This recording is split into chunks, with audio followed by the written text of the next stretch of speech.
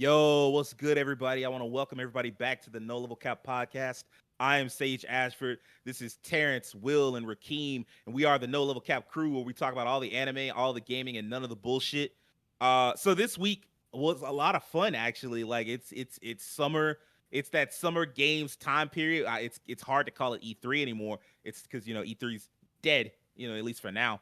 So, but we did kick things off with a Sony State of Play, and woof, what an impressive one, because like I thought I was going into it. I remember right before it happened, I was like, man, I want to go grab something really quickly, and I was gonna leave the house and run down to the store, and I almost didn't live stream it, and I almost was like, man, do I really care about this?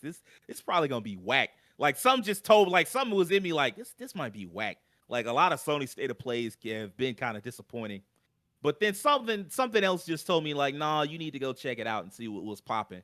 And my God, like they really brought it for like a showcase that was really only supposed to be I mean, like for a showcase that was only gonna have third parties in it, they went balls to the wall with the third parties. The only way they could have been more impressive is by literally stealing third party exclusives from like Jeff and Microsoft. Cause like I imagine anything else is like already somewhere else. And they still managed to get these big, huge properties. And I like hats off to them. So I guess what I want to ask first is what y'all thought about it. Like if you had a quick rating, out of 10.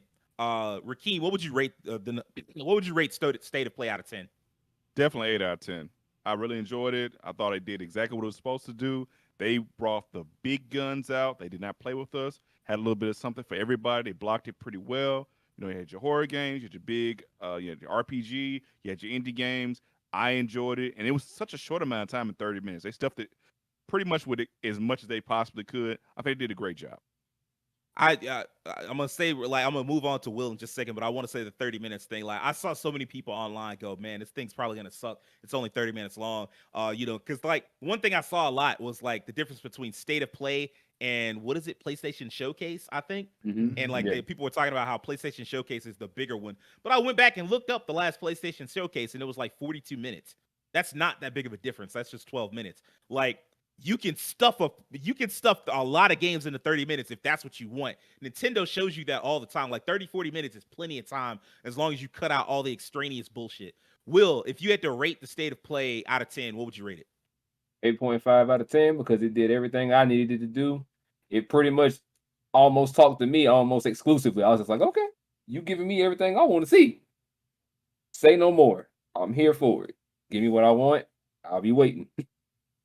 Terrence, what do you think? What did you rate it out of 10?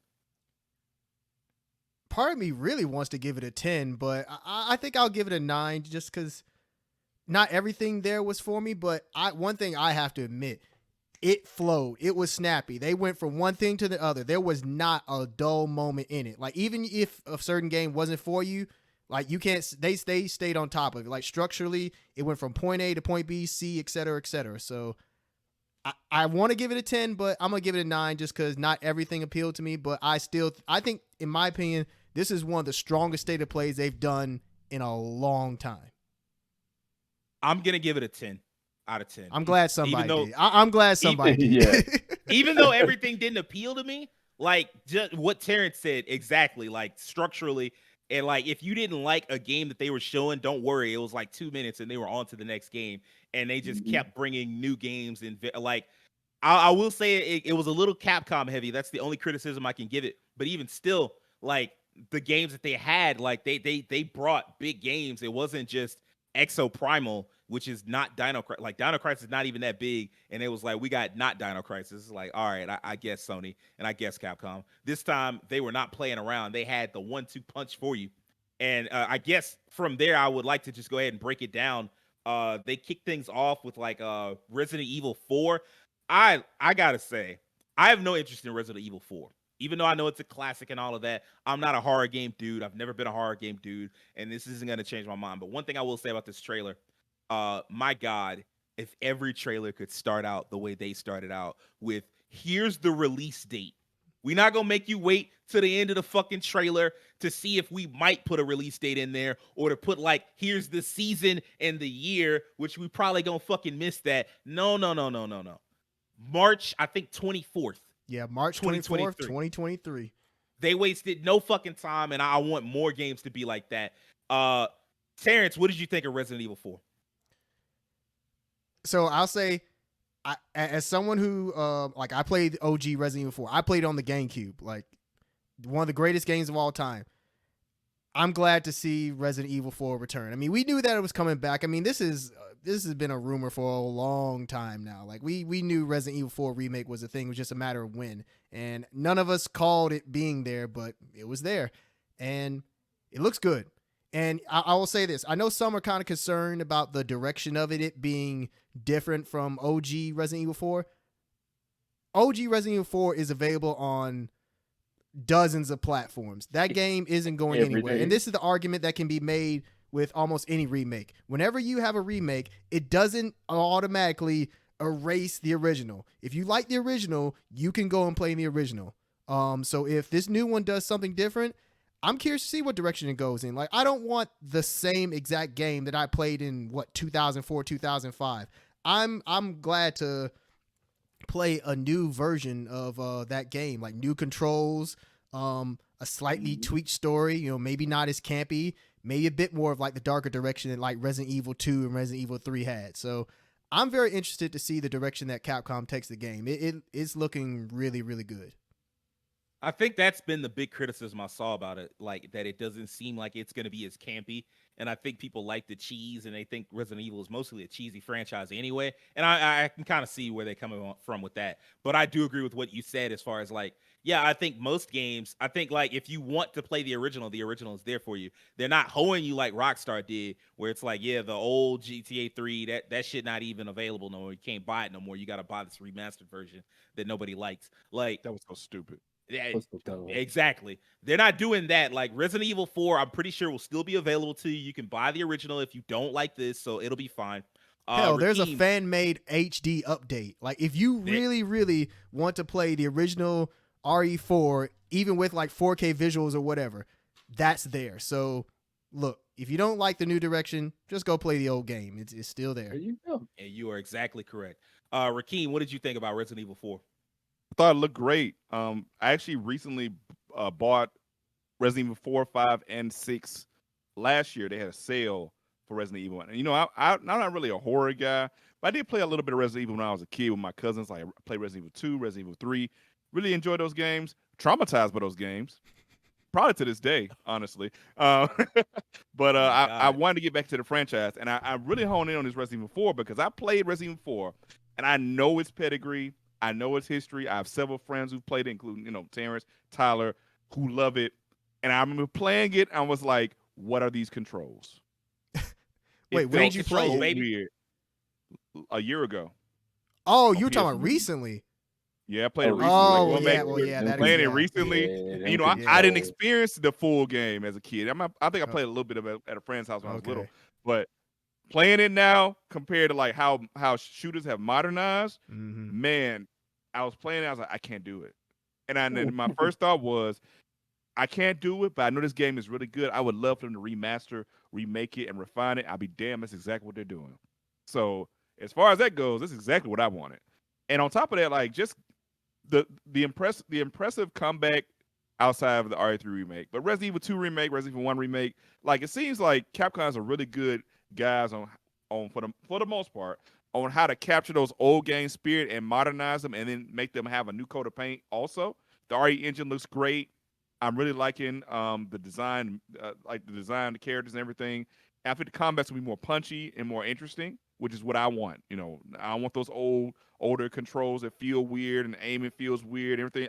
I know that was purposeful. That's how horror games are designed to make because they want you to feel, scared. They want you to feel limited to a degree. But if all that, I want to play this good shooting game on this new engine, on these good graphics, on my PS5 in 4K. It's gonna look great. So for me, A+. Good job, Capcom. Will, how'd you feel? I know you played the original Resident Evil. I remember you playing it on stream, actually. How do you feel about the remake? And also to quote you, Keem, I ain't gonna lie to you, I was traumatized by the RE series a long time ago. Yeah, it did something to me. Then I picked up Code Veronica, and the rest was history. But on this trailer here, I think just amazing. Just amazing. I'm there for it. I'm here for it. I've played the original one on PS2. I played the PS3, the PS4 version. I have it on PC. I have this game in multiple places, and I love it to death. I've beaten it numerous times, and seeing that we're finally getting something here, I know I'm always had an old one to come back to, but I'm willing to sit here and play this remake because I want to see exactly which way they go. I'm ready for that. So let's see what RE4 remake brings to the table. I want to play it. Again, I'm not a Resident Evil fan. Like I said, like the trailer did what it needed to do. So I mean, like I'm just I'm happy for Resident Evil fans. I do wonder what they're gonna do now that they basically remade. Are they gonna try to remake 5? Like, why would you do that? Like, it's an Nah, HD game. That would I be don't feel like weird. it's necessary. It the would be next like, the yeah, I next don't know one how should be old Code it Veronica. is, but like it should. I guess you could remake Code Veronica. You could definitely do that. So, I think people have been uh, asking for a Code Veronica remake, so I could see them doing that. Yeah, I guess that'd be like the last remake they did after they do RE9. So that makes sense. yeah. Uh, then after that, they got into PlayStation VR, which PSVR 2, which to me, I'm not interested in VR 2. Like, first off, you can't find a fucking PlayStation 5 anywhere. 20 million sold, but I mean, like, it's another 20 million people like that still want one and more, really. And you can't find a PSVR, I mean, a PlayStation anywhere. So for them to be like, yeah, now we got PSVR 2, it's like, all right, my guy, like, I can't get what I wanted. I can't get the base console. Uh, but this was mercifully short. They showed us 4 games, and one thing I really liked, they didn't leave you wondering, okay, what's gonna come out. Like they were like, okay, here's uh 4. They said it. They said here's 4 PlayStation VR titles in the works, and I wish more conferences would do that to like let you know you're not gonna be in the wilderness for that long. Like if you're not interested in this, just count them through. They had Resident Evil Village. They had VR content for that. The Walking Dead, Saints and Sinners Chapter 2, No Man's Sky VR, which interestingly enough is on PSVR. So I guess PSVR 2 won't necessarily be backwards compatible. I don't know. And then they had Horizon Call of the Mountain VR.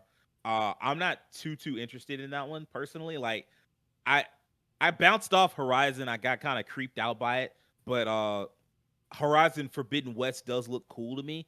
But I mean, like, if you're not Aloy in that world where Aloy is so special, unless you're like someone that works with Aloy and understands what the world is going through, it just feels weird to exist in that world. And I'm Right. also with Terrence, as Terrence mentioned in the chat when I was live streaming. The disembodied hands just look so strange to me. I Oh, don't really it's just uh, one of those things when you're watching like a VR demonstration, just seeing the hands kind of like just float. Just funny. I'm We're sure it all looks master better. hand. I'm sure it looks better like when you're playing it, but like, yeah, Yeah. I agree. Like when you see it like as a demonstration, it looks kind of off. Rakeem, did any of those PSVR games do anything for you? No. Um, Hey, if you want to stop, you can. I can just go on the wheel. It's fine. look, You kept man. it a Like thousand. I'm not a VR guy. I will say No Man's We'll Sky keep VR is giving a cool snack. because the simulation thing with space, that's cool. I've always been interested in that. If I'm starting to kind of look into more space sim games recently, like with No Man's Sky. I'm looking at Everspace 2 coming out. Well, that's not really a sim game, more arcade game, but you know what I mean. So I think the implementation of VR in like these existing properties is really interesting. The Horizon one kind of caught me off guard because I was like, if I'm not playing Aloy, like this is very strange. It feels like just a side game just to have one, just to see if it can branch something off and do something different, which is cool. Every console It's generation, there's a gimmick. There's always a gimmick side thing. There's always something. Last generation was motion controls. You know, Yep. so like you know, after a while, you kind of get used to it. Like this, some things aren't gonna be for you. Some things are gonna be for these niche audiences who get into these side things on top of consoles. Because gaming is expensive, and buying something on top of a console you already bought. I literally just got a PS5 yesterday. I'll be damned if I buy a headset VR as well. I got okay money, but I ain't got that kind of money. So I'm gonna leave that where it is. However, I am happy for the VR audience. I have a homeboy who does have a VR. He's gonna be excited for VR too, probably when I tell him about it. So yeah, I'm happy for that community. It'd be fun at parties, but for me, pass. I kind of agree with you on the cost thing. That's where I was going. Like it's hard enough to find it, and then once you do find it, you got to drop presumably like another $300 to $400 on another Mhm. like so like you've already invested $500, really more likely more than $500 just because of how much video, just because of how much you can't really find the PS5 anywhere without it being bundled with something. So Right. you're gonna spend $550 on that plus tax, then Hmm. another $300 to $400 on the VR thing, and it's like, bro, ain't no way. So yeah, I agree with you. Yeah, Like it's too big of a time, I mean, a cost sink. And until they figure out how to include it natively with the console, it's gonna always run into some problems. Will, how did you feel about it? Like, did any of those games stand out to you? I mean, aside from the obvious, no, none of it really just kind of sticks with me because I'm not a VR type person, and you kind of won't catch me doing it. And just like Keem said, it's the cost of it. I don't see no need in me trying to go and get that because at that point, I'm like, I'm adding on top of what I already got sitting in front of me because I got lucky and got my PS5 at the beginning of this year. So it's just I don't see a need for it, at least for me. If anyone enjoys VR, by all means, have it. That's you. I'm gonna let you have it, let you enjoy it. If you want me to play it with you, sure. Let me put the headset on. But right now, that's your money I'm putting on my head, not mine. Man, we sound like some whole Philistines, man. We don't want to evolve with the time. Terrence, are you gonna be the one? Are you the chosen one that's gonna lead us into the future? That's gonna lead us into a glorious VR tomorrow? Did any of these VR games do anything for you? Well, I guess I'm kind of half and half. Like, I do agree with you all about like PSVR 2 being a thing on top of the PS5. I mean, that is a heavy investment, and only those that really have it like that are going to be able to do so. So I agree that in that regard, it's kind of yeah, it's kind of crazy just because Sony expects you to have a PS5, which is already hard to get, and then get the PSVR 2 on top of that. So I don't know what kind of numbers they have in their head in terms of what they want to see in terms of like units sold and whatnot, but I'm hoping they don't have a high number on that. But anyway, in terms of my thoughts, I liked what I saw. Like, so okay, let me say this, and I'll make this very brief. I have a roommate who has an Oculus, and I didn't like. I like VR, but I still see VR as kind of like a gimmick. But I will say that I do see VR as the future of gaming, just not right now. I think that give it like a decade, I think we are eventually going to head into VR being like the main thing in terms of like the replacement for consoles. But right now, I just don't see it that way.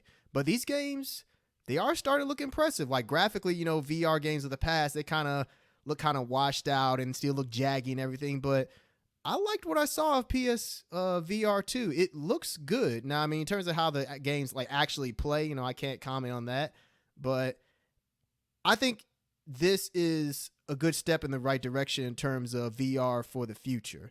Now, VR still needs to be more accessible and everything, but I do like the way these games are looking, and I like the fact that developers are starting to take it a bit more seriously because Capcom, I mean, we're getting Resident Evil 8 VR and we're getting Resident Evil 4 Remake VR. Like, that's great. And those games, they're fun to play in VR. Like, I've watched them played in VR and people really like them. So, I I'm not gonna buy anything from the VR2, just because I mean, first off, I don't have a PS5, but I do like what I'm seeing, and it makes me curious. I definitely, if there was like a demonstration at like a store or something like that, I would try it out. I put it that way. I think that's a big problem with VR. Like, I think a lot of the reluctance is you haven't experienced it, and until you experience it for yourself, I think that like experiencing it for yourself, and then like ease of use, like it's gonna have to get to a point where all you have to do is put on the goggles and you in there.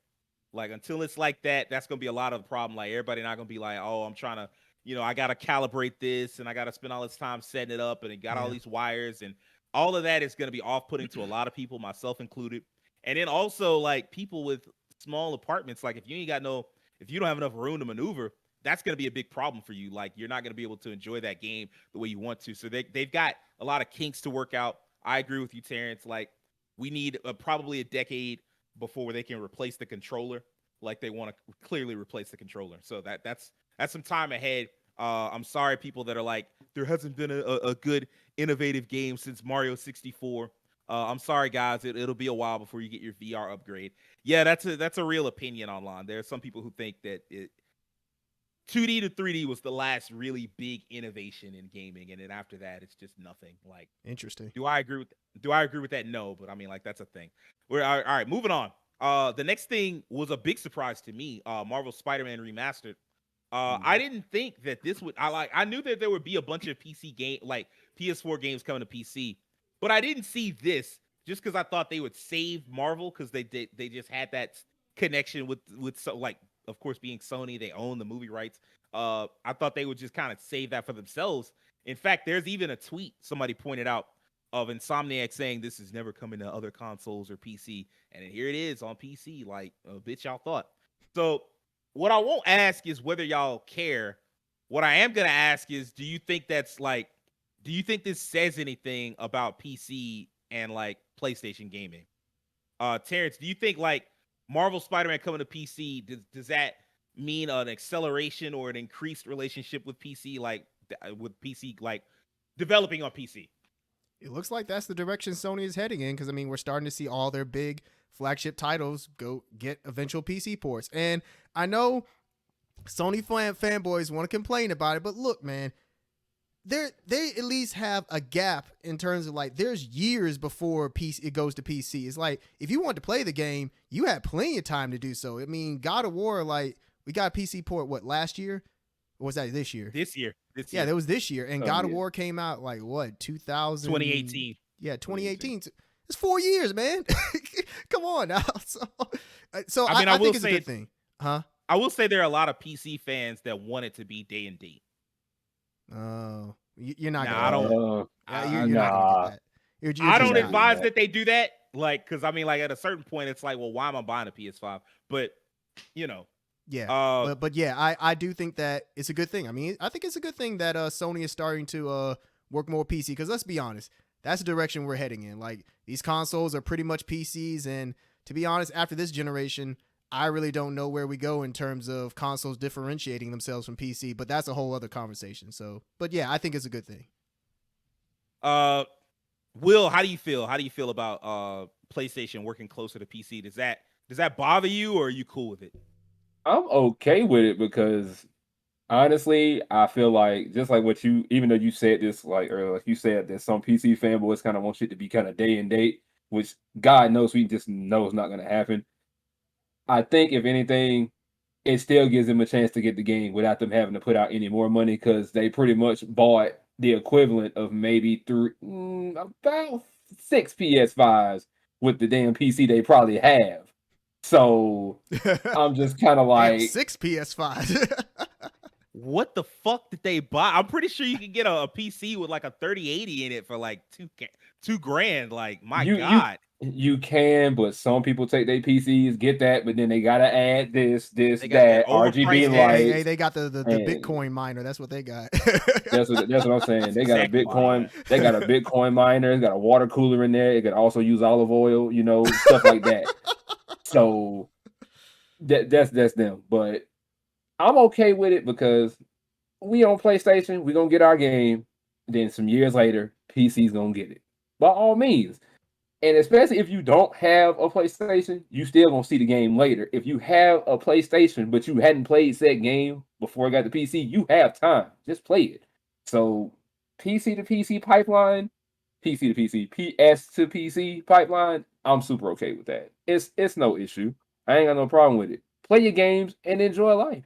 Shut the fuck up. That is good advice, just in general. I will say I'm pretty excited about Marvel Spider-Man coming to PC because, like, Yeah. I don't have a PC. I don't have a PS5 right now, and I boxed the PS4 up. That motherfucker loud as shit. It's a whole jet engine. I can hear it on the second floor of my house. I live on the third floor. Like, Good Lord. it's absurd. Like, yeah, exactly. Like, it makes no sense. Like, I can hear it. If I leave my door open and go downstairs to my kitchen, I can hear it still. That's Holy shit. inexcusable. That's not good. So I was like, and this is after I like blew it out. I think I need to replace like the heat sink and all of that, but I'm not doing all of that. I got a working PC, so I'm excited. I'll get a chance to try Spider-Man or play Spider-Man again. I never got a chance to beat it when it came out in 2018, so I'm pretty like. I don't think that they should do the day and date thing, but I do think it's fine if they go ahead and take games from 4 years ago or 3 years ago and really all of the PS4 games. Like we own PS5 now. Right. And it's fine if they take all the PS4 games and put them on PC. It'll be fine. Like they bought a whole studio, so I think it's cool. Rakeem, what do you think? Like, do you think Let's get the mods. you can also definitely get the mods? I can get shirtless Spider-Man finally. Keem, do you think PlayStation working closer with PC is a good thing? I think so. For one thing, I played Marvel Spider-Man. It was one of my favorite games of that era on PS4, and I am always in the mindset of I want more people to experience good experiences in gaming. The more we do that, the better gaming as a whole is, and there's less competition, less like tribalism in it. So because we're able to experience a lot of different things, we don't have to have like this hater mentality towards somebody because we couldn't get what they got. That's still going to be that because there's still going to be certain exclusives, but I don't have a problem with it. I think PlayStation reaching out to PC in some capacity was kind of inevitable. Once the world started opening up more to cross-play, this kind of felt like kind of a natural progression after that as well, as you have cross-play, PC, different things like that. On top of that, Microsoft kind of went up PlayStation for a long time and like having games that were PC and on the console. So, and PlayStation missing out on some money there. Like, at some point, you're gonna have to like look at that like, hey, we're missing out on some sales here with PC, and this is something that we can get it, kind of get a handle on and like reach a bigger audience for some of these games we have, and maybe get a second win out of games that already finished their runs. I think it's a big opportunity. I know there are people who like this game hasn't been announced, of course, who would love to play Bloodborne on PC, Oh like Lord. for the first time. The never-ending rumor. They would Man, isn't it? explode if they got to play Bloodborne on PC. Just seeing God of War on PC, that's really cool. And like I said, I've finally gotten like a laptop, with a pretty decent, graphics card, and I can play games on PC. So I would like to play some games on my computer and see how I like them. And eventually, like PC always laps over the consoles at some point. So like at a certain point, you on a console, you're playing an inferior device, and if you got it on PC, you'll be able to kind of tweak the graphics a little more, get better quality out of it. So I'm excited for it. I think it's an opportunity. I think it's something that they should embrace. Have this relationship. I also agree with what you said, Sage. Don't do a day and date because you still have to have Sony's identity is the exclusives.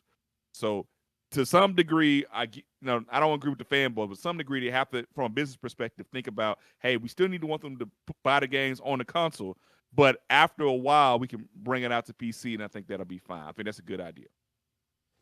All right. Next, what's up, Terrence? Well, one thing that I was going to point out just real quick is that PlayStation isn't Microsoft. Like Microsoft is pretty much PC, so it's like any sales that you get from PC, it goes straight to Microsoft. So it's like they can release stuff like at the same time with Xbox and PC. PlayStation can't do that, so that's the big difference there. Yeah, that's exactly correct. And like, I mean, like it's a lot of these games they didn't have to go to PC. Marvel Spider-Man, they posted numbers for that not too long ago. Marvel Spider-Man, Miles Morales, and what was it, the PS5 version or like the remastered version of Spider-Man? 33 million copies sold for all three of those games. Wow. 33, yeah, all of that. God. That means it's one of the biggest franchises on the console. It's only been out for like 4 or 5 years. Correct. In 4 years, they managed to sell 33 million copies of 3 games, and like only one of them is like a big because like Miles Morales was like a smaller game, like a more targeted focus. Like it was almost like Spider-Man 1.5 or 1.75 or some shit like that before Spider-Man 2, and it's still like they managed to get that big. So like they not hurting. A lot of these games are doing very well. And like Spider-Man wasn't even considered like no game of the year type thing when it came out. It was just a really good game based on the most popular superhero in the world. And of course it did the numbers it was supposed to do. So like they didn't have to go to PC, but I did want them to do so. Not just because I don't have a PS5 right now, but because like I think, like Keem said, the more people playing good games, the better. But don't get too lost in the sauce and do some day and date shit. And now people don't want to buy your fucking PS5. You looking dumb in the face. So don't hold yourself. The next game, I mean, we're gonna skip the next game. I'm gonna come back around to it because I'm gonna put it together with some other stuff. But like they did this block of like thriller type games. One of them was Callisto Protocol. It's from Striking Distance Studios, the creators of the creator of Dead Space. Forget his full name. Schofeld, I think is his last name. Uh, Glenn. Glenn Schofeld. Thank you, Will. Rollerdrome, coming out August 16th. Eternights coming out in early 2023. That one was the least horror because like Rollerdrome was horror in its own way. It's like a post-apocalyptic wasteland. You get everybody's killing each other for whatever reason. That's horrifying in its own way. Eternights was like very anime. I think it's like you fighting against the apocalypse or whatever. It looked like Persona, which a lot of franchises be ripping off Persona these days, so not really a surprise. Did any of those games stand out to you, Will? It turned nice because I'm a fucking weed. Let's go. Let's fucking go. Eternights is definitely the one for me, no doubt about it. I'm with it. I'm with it. I'm with it. I'm with it. I'm trying to press R2 to hold hands. So, bring that to me. I'm gonna play it. I will definitely stream it. I will do whatever. I will play that game. And Callisto Protocol, though, I'm interested in it because I do like horror stuff, even though sometimes, depending on how good the horror is, I might play it for a day and stop for a week.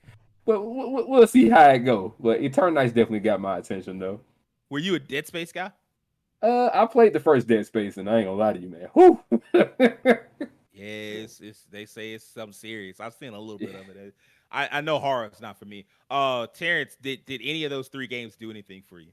Eternights, and the main reason why is Because you're a I fucking low weed. key mess with dating sims. I mean, ever since and for all like 5 of you out there that are gonna know the game I'm talking about, Riviera: The Promised Land. Ever since I played that on the Game Boy Advance way back in like the early 2000s, I kind Good game. of, huh? Good game right there, boy. Good Oh choice. man, well I'm glad. Yeah, well at least got somebody here who knows what I'm talking about. But yeah, Riviera. Well, ever since then I kind of mess with dating sims. I like them. So and the fact that this is pretty much I mean, let's be honest, like you said, it's pretty much Persona, like in terms of like it's gonna be kind of like a like you're gonna have your social links and everything, you're gonna have your dating sim aspect, and combat looks pretty good. So yeah, I'm looking forward to it, and I think it looks solid. And it was a big surprise to me. I didn't know of that game's existence until the state of play. So I'm looking forward to it. It seems to be from a new studio. I believe it's called Studio Psy. I hadn't seen anything else that they worked on. This might be their first game. I think it is the owners, because I did see some stuff on Twitter where the person who is over that studio, they talked about how they played Persona 3 and like some other RPGs, and they were so inspired to do their own thing that's the reason why they made Eternights, which that's really cool. So more power to them. I hope it succeeds. I hope it's a good game. Rakeem, did any of those games, like those three games that they stick, which one, if any, stuck out to you? Now look here. Now look. I'm a big fan of sports games like Tony Hawk, like Rocket League. These made a game where I can do a 360 and then no scope somebody in the head at the same time. It was the most ridiculous thing I had ever seen, and I couldn't stop thinking about it. I was thinking about it this morning. Like, did they really do that? Did they really give like Tony Hawk on some rollerblades with a shotgun? What? And it looks like Jet Set Radio Future is like, man. I was like, what is a happening? lot of notes here. And I was like, genius, because I can't stop thinking about it. It is so out there, but it looked fun as hell. So I have to say Rollerdrome. It's the one that like, wow, this is different. Like there's a lot of time we like, hey man, we're tired of game of doing the same thing, and then they do something different, and it's just like, oh, this is what different looks like. That's a good point. Yeah. That's a good point. You can't say anything that looks like it. I mean, yeah. Sometimes different shocks you. And Rollerdrome, I'm actually excited because I'm every once in a while. So you guys know I'm a single player guy, but every once in a while I gotta have that multiplayer itch. I gotta compete with somebody. I gotta get online with my friends. I want to have some times where we're yelling at the screen, talking about how cheap these teams are and cheap these guns are, and like taking people out. I enjoyed it. So Rollerdrome definitely. Eternights caught my attention because I also am of the weeb description, and I'm a fan of Persona as well. And I think it called me because it's just nice to have more games in the space. Doing the dating sim thing is interesting.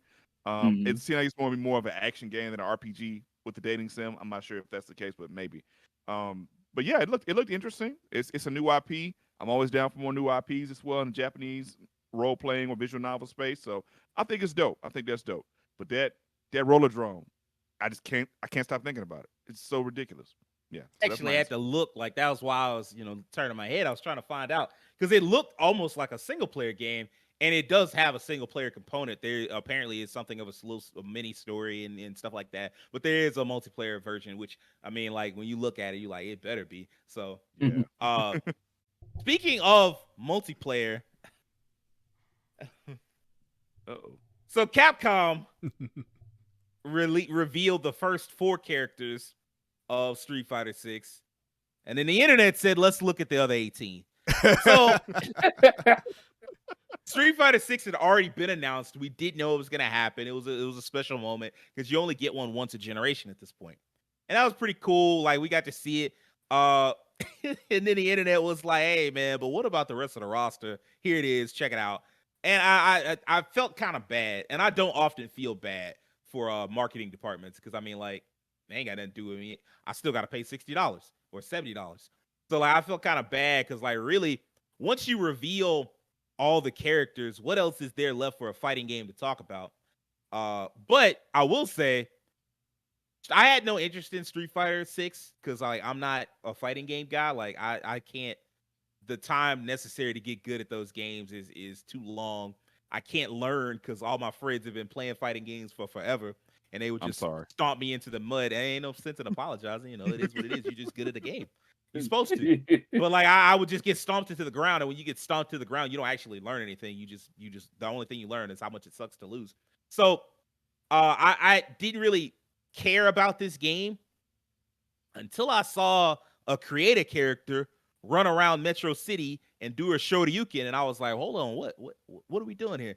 And it looks like there is something of an open world, and they described in their words immersive single player story.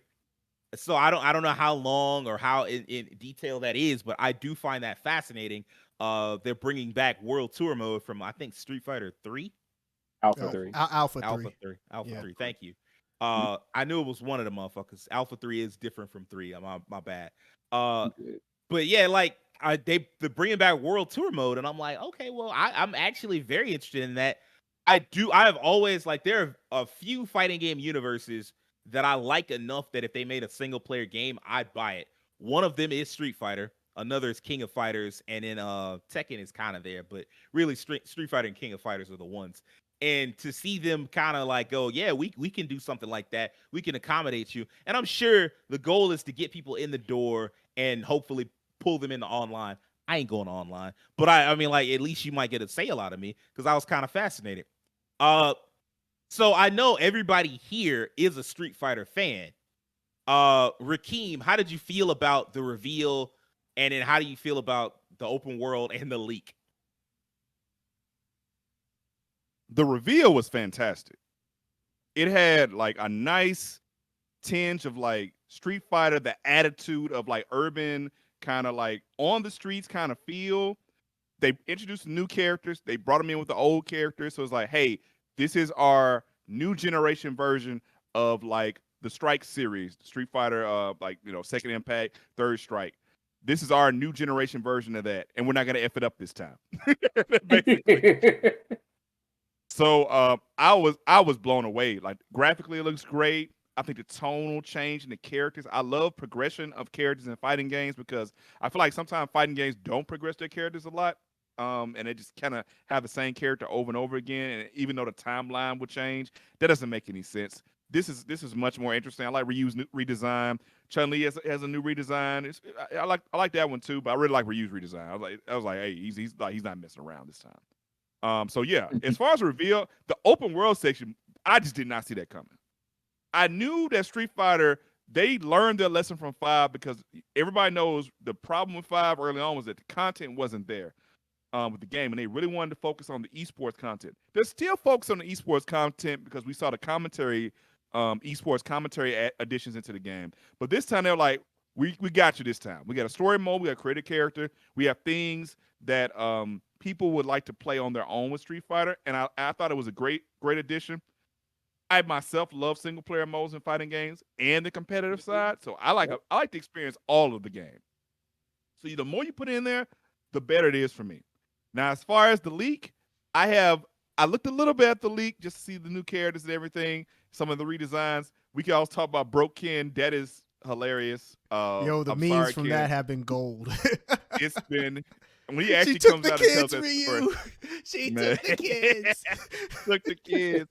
I was like, my boy Ken, man. I ain't gonna lie. Ken Masters was like when I was a kid, my favorite Street Fighter character. So like, see him go out like this, go out sad. That's kind of sad. Hopefully he'll be able to redeem himself in the story mode. Who knows? If not, man, you know, I'll still play with your kid. I just hit them homeless uppercuts. But anyway, but anyway, I like the reveal. I think it did exactly what it needs to do. Introduce the new characters. It showed the redesigns of the old characters. It's still, one thing I loved about it mechanically was that it showed elements of like different eras of Street Fighter. It's like they had the parry system from the Strike series. And like they had focus attacks again with a new touch to them, and of course the watermark colors. The presentation is like bigger and more bombastic as well. Now I don't know how that's going to be implemented in the actual fighting game. Maybe they're going to tone some of that down because competitive people do not like when it's too over the top and distracts from the game. But I like it. I liked everything about it. I hope it does well, and I'm excited for Street Fighter 6. Terrence, how do you feel? How do you feel about the reveal, and then how do you feel about the leak? The reveal was fantastic, like Rakeem said. It was, for me, this was the star of the show, not just because I'm a Street Fighter fan and I like fighting games, but because of how much information Capcom actually dropped on the game. Not talking about the leaks, just what they officially released. Like the fact that they actually talked about the battle system this early. They revealed information about the characters. They revealed the story mode, the world tour mode. Basically how the structure of the game is going to work. I did not expect us to get all that like this soon. Like I thought, it'd be like a little tiny, like it'll kind of like trickle down throughout the year up until the release next year. But to give us all that so soon is like, wow, like Capcom, they knew what they had to do. I'll put it that way. They knew that they couldn't make the same mistake they made with Street Fighter V, like Rakeem said, where Street Fighter V came out with it had a lack of content, and they were pretty much so focused on esports, but they were still trying to sell you a $60 game with nothing in it. And I think they realized this time around that they can't do that, so they went balls to the wall with it. And you know what? Props to them for it, because the big, and I'm not going to go on a tangent here, but the big thing that I've had a problem with in regards to like fighting games now is that it feels like, and this has been discussed online, a lot of FGC influencers have talked about the idea that it seems like fighting games now, they still want to be, they still, fighting game developers still kind of release fighting games as like arcade releases, but yet they still want to charge a full price for it. So you get your arcade mode, you get your online, you get practice mode, etc., but you don't really get much outside of it. And you get maybe like a story mode, but it's kind of like, it's whatever. The only company that was really taking things to the next level was NRS, if we're being honest, and everybody else was just playing catch up with them. And I think that if Capcom pulls off this World Tour mode and these other modes successfully, that I think they'll be on the level of NRS. And you know what? Props to them, because this is the kind of stuff we need to push genres forward. Like we need that like I thank you NRS for doing as well as you did with Mortal Kombat and Injustice. Like it forced these other fighting game developers, especially Capcom, to get their head out of their asses and realize that they needed to do better. So, hey, I like the direction that I'm seeing for Street Fighter 6. Now, and in terms of the leak, it's unfortunate because that is a lot of marketing down the drain. Because one thing that with fighting game events is that we look forward to is when we know that a new fighting game is on the horizon, you look forward to these tournaments where you potentially get to see like a new character trailer at the end of the tournament. And like Evo is in a couple of months, and we knew we're going to see Street Fighter 6 there, definitely. So it's unfortunate that we know the roster and we know the characters that are going to come at all these reveals. But I'll say this. Capcom's been a good sport about it. Like, they know the leak is out there. They put a tweet out about it, pretty much acknowledging like, hey, you all saw something that you weren't supposed to, but you know what? Hey, we appreciate the positive reaction to it. And that's the thing. People are actually reacting to this positively. Like, the redesigns are great. Like, everyone, in my opinion, looks good. Like, Cammy looks good. I know some people are miffed about her having pants. fuck you. Oh. if you Grow feel that up. way. but that's a whole other thing. Anyway, like Jury looks great. Like even the new characters, they look interesting.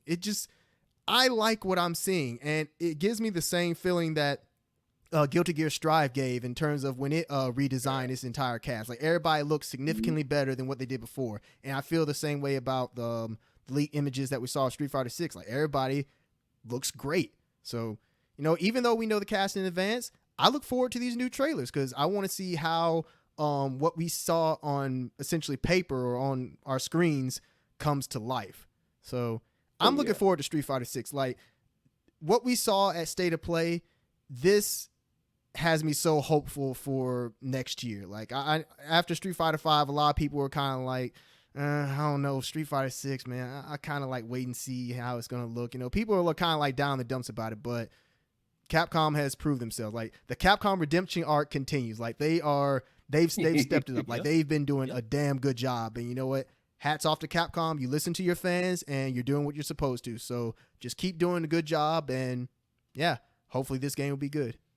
You know what they say about Street Fighter? It's always those even number ones that are good. Yeah, Even that though is a I'm thing. like, That is a thing, yeah. But y'all love Street Fighter 3 after the fact, so I don't know what they was Yeah, talking a lot of people forget that when Street Fighter 3 came out, that game did not do well at all. As much as people want to praise it now, you go back in time, people did not like that game. So, hey.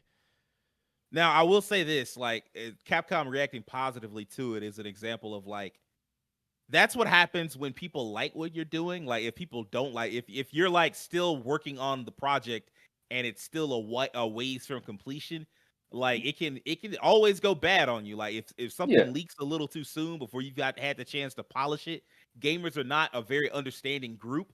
They're looking for the flaws because they're like, oh, I'm not trying to get ripped off, which I understand that on one end, but on the other end, I'm like, man, I mean, like, games take time and games are hard. Like they often don't come together until like the last year. So, I mean, I'm glad that it worked out in favor of Capcom in this instance. Will, how did you feel about the reveal and how did you feel about the leak? Okay, so for the reveal, I feel just like they do. That was amazing. I'm just like, wow, Capcom just said we throwing it at you. Like we got this done right here. Take it. Just and just hit you over the head with everything under the sun. Style, substance, flair, craziness, colors, and then just like this. I'm just like, this is what? From me having to get Street Fighter 5 at the way it is, it came bare bones. Then I'm seeing this in front of me. I'm just like, they understood the assignment. Just to keep it simple, they understood. They were like, okay, we seen what we did then. It ain't happening twice. Y'all gonna like this one. And so far, everything they've done has been great. But that leak, okay, I'll be real with you. I didn't expect it to happen as quick as it did. I'm gonna say it like that. It's one of those things where I'm like, if a leak's gonna happen, it's gonna happen a little ways down the line. After that happened, it was like, oh, an hour later, here's the whole roster. I'm just like, yeah, I remember y'all were talking about rumors of characters because at first people started picking apart the trailer, and the trailer had like in the background, like, oh, here's some character names, some new characters, and some confirmed old characters, and y'all were like, oh, this will be cool. Maybe we'll see. And then like, I think a couple hours after that, I just randomly popped into the Discord and pasted a bunch of images that showed the whole fucking roster. And Will was just like, bro, that's got to be the whole, like, where did this come from? And I'm like, I was, man. The internet. I was blown. I was like, wait a minute. Yeah, and that shit spread like wildfire. Like everybody was talking about it. Everybody's still talking about it. I still haven't seen all the images yet myself. You want to know? It's. I'll say if you just slide up on the anime gaming section, you'll see it. But yeah, let me tell you, that's crazy. And then someone else that I follow, apparently there was another image. It was someone next to Cammy apparently that got cut off, and I was like, who is that? I clicked the unspoiler. Manat's back. Really?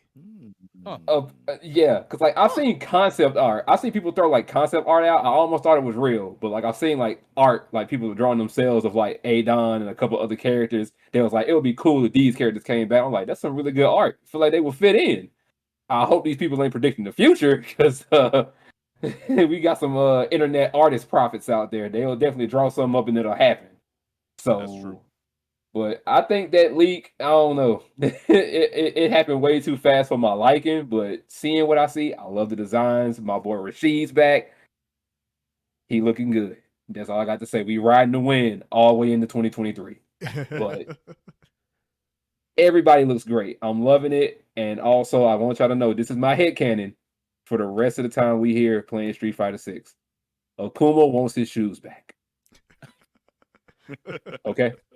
Ryu took Akuma wants his his shoes back.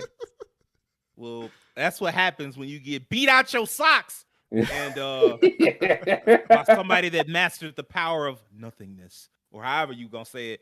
That's what Yeah. happens. Sometimes you lose your shoes and you got to walk around barefoot. Uh, so they did kind of go back to old Sony, just a scotch, just like a little bit. Early Sony PS4 used to have a lot of indie games, to fill in the gaps between all like the big releases. And so this state of play did have a few indie games. It had Stray, the game about the cat wandering this world of like giant, wandering this world of robots. Coming out August 12th. It finally got a release date. They showed it off a while back, and now it finally has a release date. It looks good to me. Tunic is finally coming to PS4, and then you have Season: A Letter to the Future, which is about this woman riding around I guess the countryside, like right before an apocalyptic event. And I don't want to say a whole bunch, but I will say I told you so. I remember me, Keem, and our roommate Tyler were sitting there watching the state of play a second time, and they were like, "No, it looks like it's a fun, relaxing game. It didn't look like it's." I'm like, "Nah, something about this world don't look right. It looked like some apocalyptic type shit." And sure enough, that's exactly what it is. Like it's right before some type of apocalyptic event happens to fuck the whole planet up. So I just wanted to say I told you so. But setting all of that aside, and I'm gonna come back around to it, and I told you so later. Setting all that aside, Will, did any of those indie titles stick out to you like something that you like? Oh yeah, it's a smaller title, but I'm with it. Dre, aka Bodega Cat the game. I need that expeditiously. That's my game. I need that game in my life. I'm ready for it. As soon as I say, I was like, this is interesting. But knowing that our protagonist is a cat, just the fact that I get to be a cat and I'm roaming this city. I hope his enemy is like a robot dog or something. Hey, look. Wow. Hey, look, anything is possible in the realm of indie games, and I want to see it. So, by all means. My old enemy. Well, I just love to see that. Terrence, did any of those indie games like stick out to you? I think Stray is cool. I mean, Stray looks interesting. I need to rewatch that trailer on what is it called? Season: A Letter to the Future. Yeah. Yeah, I need to rewatch the trailer on that. I got so caught up in the height of Street Fighter 6 that I'm not gonna lie, I kind of ignored the stuff that came after. But I will say it's really, I think Season has black characters in it, right? Yeah, the lead protagonist is a black woman. Yeah, you know what? Hey, let's go. So you know what? Hey, I'm voting for everybody black. No, I'm rooting for everybody black. So you know what? Hey, I'm a root for Season. I don't know anything about the game. I need to rewatch the trailer on it. But you know what? Black protagonists in a game, period. Hey, I'm all for it. So I'll follow that game just because of that. So yeah, developers, if you're listening, hey, let's see some more black protagonists in games. At least I would love to see it. Fuck with the reasoning, I really do. Rakeem, like, did any of those indie projects, Tunic, Season, Stray, did any of them stand out to you as like a little project you could like go ahead and try out in between all the big gigantic blockbuster games? Absolutely. Tunic was the game that caught my attention because it had an element of like Zelda, kind of early Zelda games, but it has like a combination of Zelda, a little bit of Souls too with the combat, and heavy puzzles. And I like all those things. I like Zelda-esque kind of combat system and like world. I like Souls games. I'm still playing Elden Ring to this day. And I like puzzles so much. I like puzzles in games, even the annoying ones. I love solving puzzles. So, and on top of that, it has a very cute system where the game has its own language. So you won't ever really know exactly what the words are saying, but the way they deliver the story, you'll get what's going on. So it's a pretty interesting combination of things. Protagonist is adorable, little cute animal character, and it just seems like a good, relaxing game to play. Just want to chill out, play something different that isn't quite as intense as the normal action games or RPGs and just want to have fun and solve some puzzles. So, Tunic, that's right up my alley. I can't wait to play it. That's what's up. I appreciate everybody for like I wanted to play I think Stray looks really cute. Tunic, I'm not a big puzzle dude, but I also think that looks cute. I do love my cute animal games and stuff like that. So I might give it a look. We'll see. So like the thing closed out with what I knew it was gonna close out with some kind of big game, but I wasn't sure if it was gonna close out with this. But like just as I think season went off, out pops Yoshi P and he like, look, bro, I just gotta tell y'all. And I'm like, it's about time. It's about time. He popped in and he was like, yeah, you know, I know it's been a while, but it's time to talk about Final Fantasy 16. And I'm like, you damn right it's been a while, but I appreciate you and welcome back. And from there we got what I thought was a really good trailer. Like I thought it was like fantastic. Oh yeah. It wasn't. There are a lot of questions I have about this game still, but just seeing what they have done and how far they've come since, I'm impressed. I appreciate the work that they've done, and I'm hyped. Rakeem, well, yeah, Rakeem, how do you feel about Final Fantasy 16? Like, how do you feel about the new trailer? Because I know you had some. We talked about this. You had some thoughts. Some thoughts. I do. So on one hand, I agree with everything you said about the trailer. The trailer itself was great. Combat looked snappy, looked interesting, looked fun, and I ain't gonna lie, they caught me off guard with the Megazord battles. The Eidolon versus Eidolon, Mega. That was cool. I didn't expect it to be a game mode, like a consistent game mode throughout the game.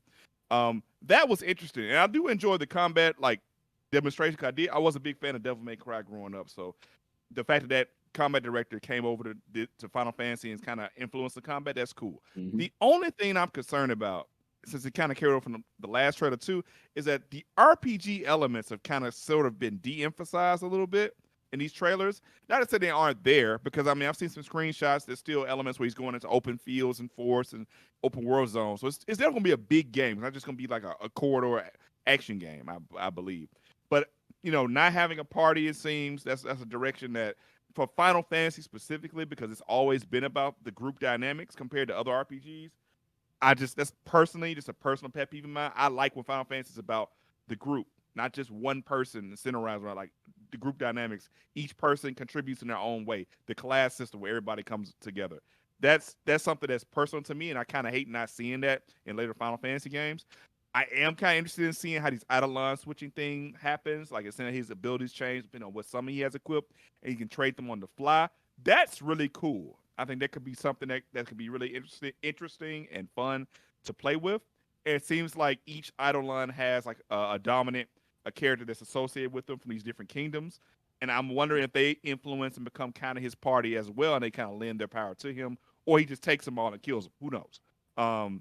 So I have a little bit of trepidation because I had this problem with a really popular game back in the day, Kingdom Hearts 2. Kingdom Hearts 2 combat, fantastic, but they de-emphasized the F out of everything else. A lot of the later levels in that game felt a little more hollow. They de-emphasized the RPG elements and really honed in on just the action, the set pieces, and you know, kind of like the cutscenes and stuff like that. But it lost kind of some of the heart that I fell in love with the first game. And I don't want to lose the heart of Final Fantasy, the series I fell in love with as a child, leaning into these action elements because it loses some of its identity. That's the only thing I'm worried about. Other than that, it looks fun as hell, and I'm still gonna buy it. So that's all I think about it. So positive and negative to a degree. This man had a very well-rounded take. I appreciate it. Terrence, how did you feel about Final Fantasy 16? Like it had been so long since we saw it. It looks good. I mean, I don't really have any like. I think Rakeem brought up some good points, like stuff that I hadn't considered. You know, talking about the whole party thing, how it looks like it's kind of de-emphasizing the RPG elements. I guess the way I see it is that maybe they're just not focusing on that in the trailer and that kind of stuff. I mean, I imagine Sage, you're going to talk about this, but I mean, the game is coming out like later next year. It's not coming out this year, so there's definitely time to like release other trailers that show off other stuff, and maybe just this one was more so focused on the combat to kind of like wow people as to like how different it is from previous Final Fantasies. And we kind of discussed this in like our Discord about how and this was just my take on it, is that I've seen some discourse on online in regards to like the more actiony direction with the game. And I guess how I feel is that for the most part, every Final Fantasy game, every mainline Final Fantasy game is different. You know, the older ones like 1 through like 4, I mean, they're different in their own way, but for the most part, they're like there's innovation from game to game. They're not like it's not like a drastic difference in terms of like how the combat works. It's still turn based. But for the most part, every mainline Final Fantasy game has kind of done its own thing. And I kind of just see this game as like an evolution of that. Like, I don't see it like totally betraying its roots or like not being an RPG at all. But I just think that they're trying to do something different with this game. And like you and I, Sage, talked about in terms of like speculation with the other Final Fantasy games, like maybe they want this game to like be its own thing so that it's different from the other Final Fantasies they're potentially working on. Because we know, according to the NVIDIA leak, that Final Fantasy IX Remake is supposed to be a thing. Maybe Final Fantasy IX will be the game that heads more so into like the classic turn-based direction. And then, of course, we know that Final Fantasy VII Remake Part 2 is going to be a thing. And so maybe that's the one that's more like your it's still action. It's still an action RPG, but it still has more. It's more true to like the JRPG roots. Whereas this one, it feels like it's heading more in like a Western direction. And like I said, it could be intentional they're trying to just make it different from the other Final Fantasies that they're working on. But overall, my thoughts are that it looks good. I like what I saw. It's unfortunate that we're not getting it this year, but you know, hey, take all the time that you need to make it the game that it needs to be. You know, don't let it be like a 15 where, you know, they delay it, but they didn't take as much time as they really needed to get the game to where it needed to be. So, you know, hey, if you need another year, you need another year. We talked about that in our podcast episode on delays. You know, hey, if you got to push it back, push it back. It's better to, you know, take your time with it than to put it out and, you know, people complain about it and you may not be able to fix it. So overall, I like what I saw. I'm just looking forward to seeing more. I agree with just about all of that. Will, I want to get your opinion. Like, you're a Final Fantasy fan. Like, what did that trailer do for you? What that trailer did for me is show me that they're really just going not too far out, but they're going out there, if I had to say so. Because I mean, I will say it kind of started with them kind of reaching a little further out with maybe, I'm going to say 15 was kind of like them being like, okay, we can kind of take this turn-based thing and let's push it to the side for a second and actually give these players control of these characters. Like, let them play. And I watched that footage and I kept watching clips of it, and I saw a lot of the things that I am used to seeing, such as me being a Devil May Cry fan, because I actually own every single one of them at this point right now. And I see the DMC influence because, you know, they brought him in to do the combat. And I'm just like, that's perfectly fine by me. I have no issue with that because someone who's played all the games, like not all of them, but I played a good chunk of them. Combat can be really good. It's an evolution, step by step. And I'm just like, I don't see an issue with this because I've seen the discourse too, Terrence, where people have been like, I don't know if I like the way this is going, or this is taken away from what Final Fantasy is, or it's removing it from what Final Fantasy is. So and I think someone even said, like, if they hadn't shown those summons by name, would you have really known this was a Final Fantasy game? So I'm just like, Yeah, I think that's a bit of a reach there. It's like I Yeah. know Shiva when I know Shiva when I see her. That's what I'm saying. I'm like, I feel like these are some iconic like things that are a part of Final Fantasy. So you can't necessarily say that if you didn't show them by name, you wouldn't know who they are, or you wouldn't say this was a Final Fantasy game. So for me, this game is doing exactly what I wanted to do. It's the next step. I'm not saying they're gonna keep going that way. I don't think they're gonna keep just like making mainline titles to be more Western appealing or be more action RPG like. They're gonna continue to make them as they see fit to do what they needed to do. I'm fine with it. Final Fantasy 16 is going to be an action RPG. It's going to have DMC like combat. It's going to have Flash. It's going to be great. I think it's going to do well. But like Terrence said, if something is wrong with this game before that 2023 time period hits for y'all to put this game out, please push it back. Do not push this out and you're not ready. I do not want an undone game or a game that has something wrong with it when I start playing it. I really don't want to see a day one update, but that's about the norm at this point. So yeah, but Final Fantasy 16 is gonna be solid. I do agree with that. I have faith in Yoshi P and the crew to make sure that this game is gonna turn out fine. I got faith in it. So here's the thing, like as far as like, oh, would you have known that this is Final Fantasy? Like, I don't know what that means. Like, Final Fantasy changes drastically from game to game. Thank Yeah. 12 didn't, 13 Thank didn't you. look nothing alike. No Final Exactly. Fantasy is exactly the same. 12 and 13 didn't look shit worth of alike. 6 and 7 don't really look alike like that. No. Hell, if 8 anything, and 9, 12 is actually the one that didn't have like the classic summons. Like most of the summons in 12 were like completely different. they just Yeah. made up a whole group of new motherfuckers. So yeah, Yeah. Right. exactly. So I mean, like, I'm not gonna lie, this definitely looks different than most JRPGs. But I mean, like, most JRPGs kind of went into an anime direction, and That's Final true. Fantasy kind of did its own thing anyway. But I mean, like, I would also be lying if I said that this didn't look like Square looked at Game of Thrones and The Witcher and was like, "We can do that. We can do that." That's It looked a that's lot the like that. I'm not gonna count. And that's the comparison I saw I mean, it's not a wrong, lot. I mean, but it's not wrong. I mean, it's also, I'm not gonna say that makes it a bad game either. Like, it could be still a great game.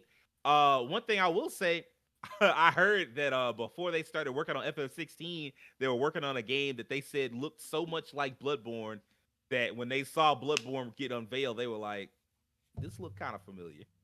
And I'm like, It was like, "Oh shit!" Wow. So I'm glad they kind of like pivoted into something else, and they started working on Final Fantasy They 16. said, That's exactly what happened. They balled that shit up and threw it in the trash and was like, "Yup, we ain't gonna try to top this." So I mean, that worked out in their favor. But I mean, like, they went to the trouble of hiring, I believe his name is Hiroshi Takai, the guy that's the director of DMC and was the combat director for DMC and for Dragon's Dogma. Dragon's Dogma. let me They see went if to I the can trouble of find. hiring like this combat director that was known for his action combat. So you damn well better make a game that leans into that.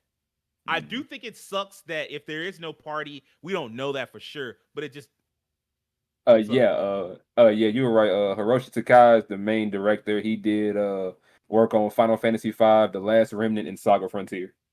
okay. Wait, you said Final Uh, Fantasy 5? Yeah, Oh, So I wow. must be wrong. That's not the combat director. That's just the the director. combat director is Ryota Suzuki. That's it. Thank you. Mhm. Thank you. Oh, sorry. But yeah, like as far as like them getting rid of the party, I think that we don't know that that's the case. They might have kept the party system. It just doesn't look like it. We're two trailers in now. We haven't seen any sign of a party, so I'm gonna guess. And then it's like you went this combat heavy direction, and when you have this many, like when you have such a customizable character, you tend not to have an additional character because it takes away True. from the options that are available for that one character. So I'm not a big fan of that. I do prefer my JRPGs to have a party system. I mean, hell, even Stranger of Paradise had parties, and that was very action oriented. So I am a little bummed out about that, but I understand.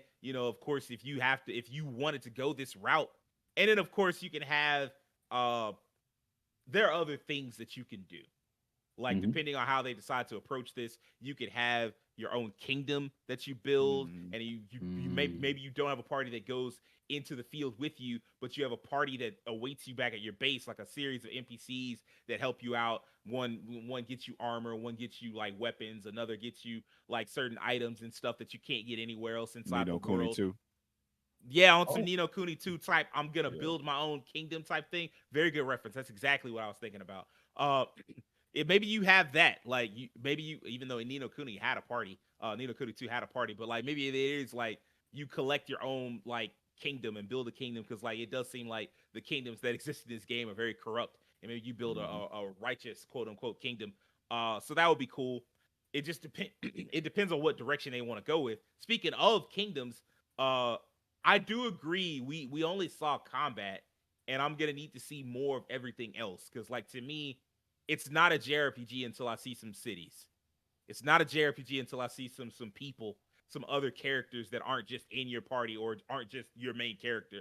Like they be trying to sell me on these like, oh, it's like a JRPG and you be the only character in the world, and I'm like, nah, it ain't like that.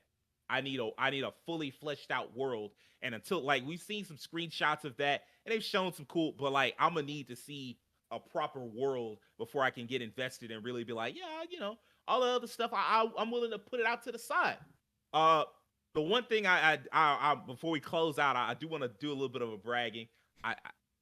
I told you so.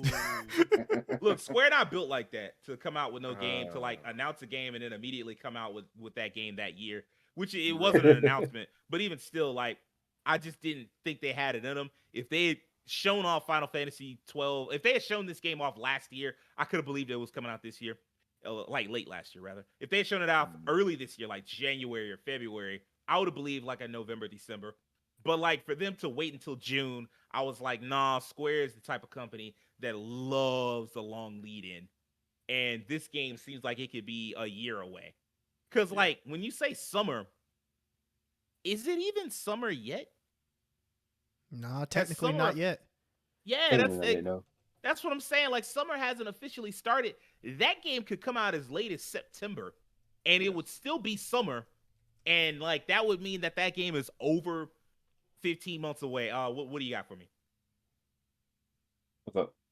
Oh, okay. I was just I thought Terrence was looking up when summer started. Oh yeah, But, well like, I was, but I wasn't gonna. Well, I mean, yeah, it's June 21st is when it starts, and then it ends September 22nd. So I mean, yeah, that's like that's right along the lines of what you were saying. Like it could potentially come out in September next year. So yeah, that game. In other words, that game could be 14 months away, which begs the question: why the fuck did y'all reveal that game back in 2020? We was begging for it, but apparently that shit was nowhere near ready. Sony needed something to get people to buy PS5s.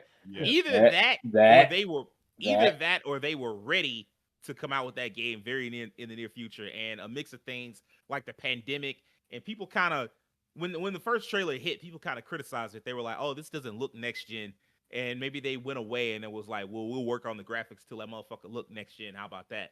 And, maybe all the bitching did cost us 2 years, and that's why we haven't gotten this game. It could be. Like, I don't know that that's the case, but, like, if they did listen and to the fans that were like, well, we'll work on the game's graphics and the design, because they, like, one of the people involved, one of the higher-ups involved in the game, basically said the game's already complete from start to finish, and we're just in bug-fixing mode.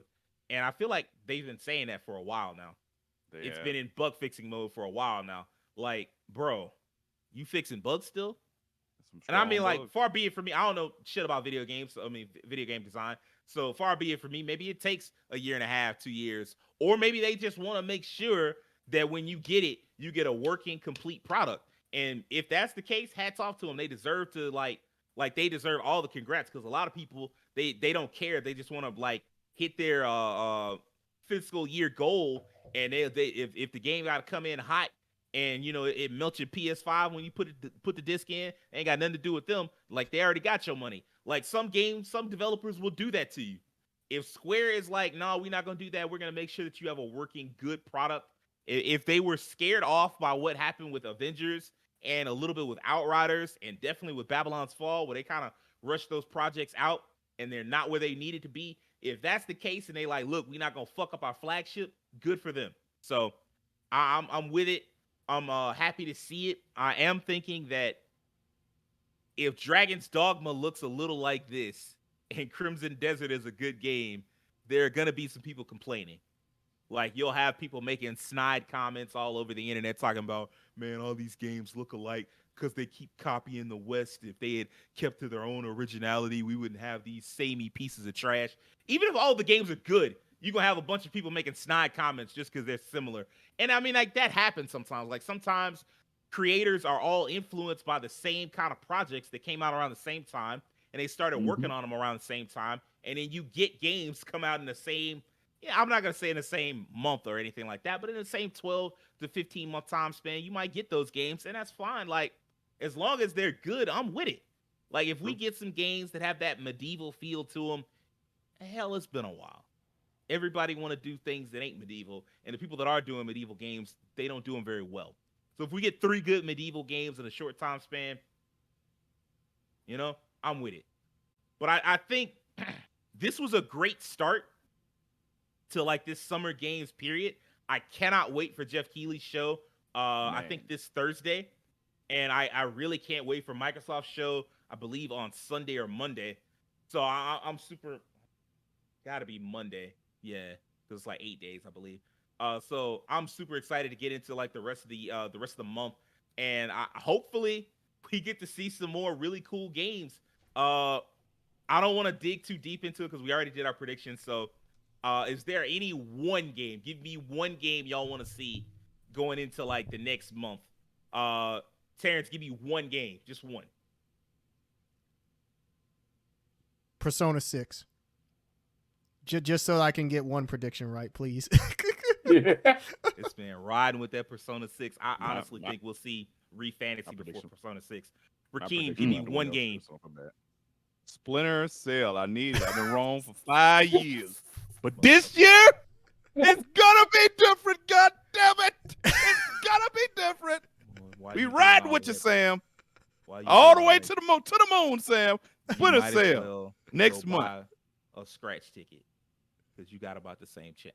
Never mind. Will, give me one game that you looking forward to. One game, Star Ocean, The Divine Force. Thank you. That's coming. A game that we actually get to see. They're gonna show that off late June. So there we go. Yeah. All right. Yeah. I think that's gonna wrap it up for this week's episode. If you enjoyed it, I need you to do a couple of things for us. I need you to subscribe to us on YouTube. I need you to follow us on Twitter. I need you to follow us on TikTok. I need you to tell your friends about us, and I need you to do me a personal favor and have an excellent week. Peace.